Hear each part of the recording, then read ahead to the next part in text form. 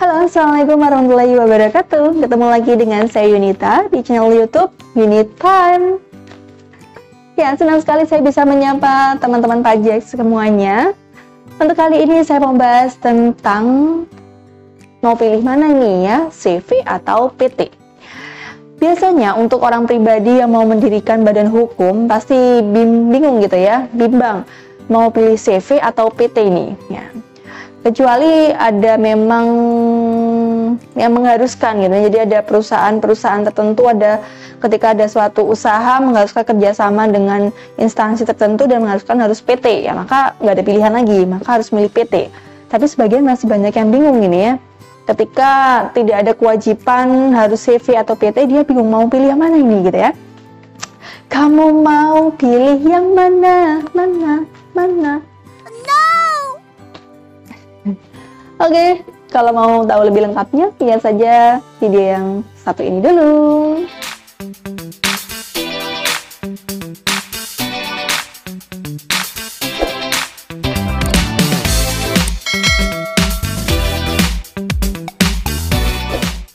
Jadi biasanya untuk usaha yang sudah berjalan selama ini atas nama orang pribadi, biasanya ketika omsetnya, penghasilannya sudah semakin besar gitu ya, sudah miliaran rupiah, biasanya konsultan pajak ataupun seseorang yang paham tentang pajak itu akan menyarankan untuk beralih ke badan hukum, yaitu CV atau PT. Dan ketika beralih tersebut kadang bingung gitu ya, mau pilih yang mana ini, CV atau PT? Ya, pada dasarnya alasan kenapa kok dari orang pribadi ke badan hukum, karena tarif di badan hukum akan lebih rendah gitu ya.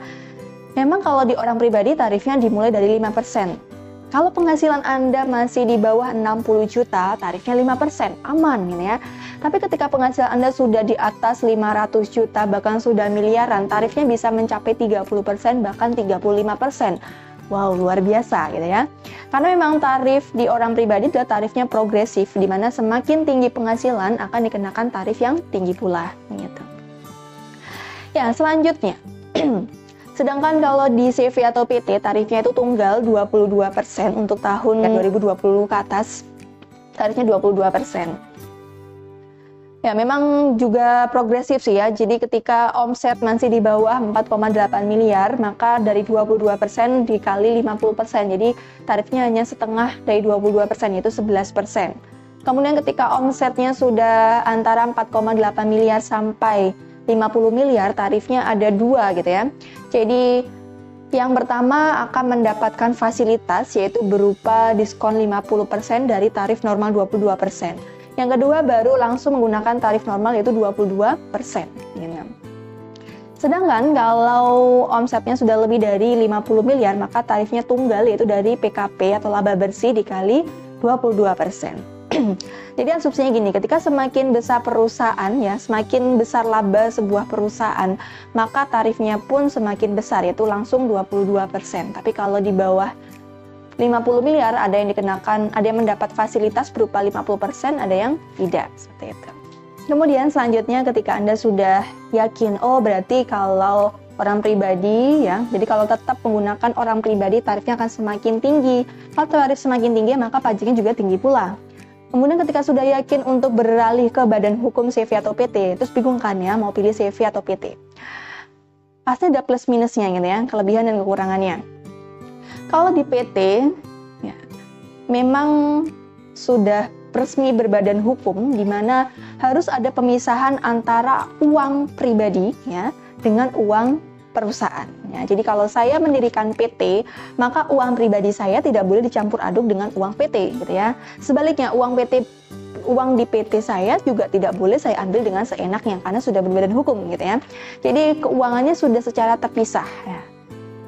Jadi kadang pemiliknya pun juga agak bingung ketika PT-nya untung ya laba, kita mau ngambil sebagian keuntungan tidak bisa seenaknya, gitu ya, karena harus ada tata caranya.